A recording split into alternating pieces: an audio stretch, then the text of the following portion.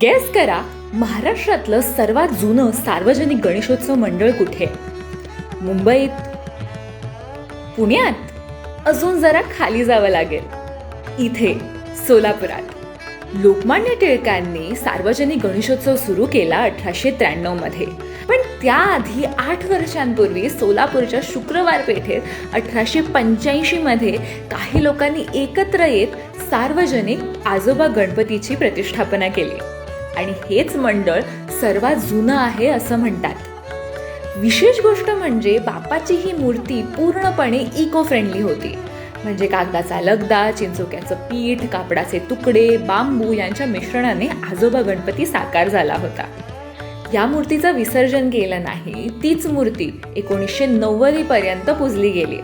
पुढे 1993 मध्ये केरळच्या एका कलावंताकडून गूळ, तणस, गवस, शाळू व डिंक यांच्यापासून सध्याची मूर्ती बनवली आहे. शुक्रवार पेठेतली बरीच मंडळी स्वातंत्र्य लढ्यात सामील होती. त्यातल्याच एका स्वातंत्र्य सैनिकाला टिळक 1892 मध्ये सोलापुरात भेटले होते.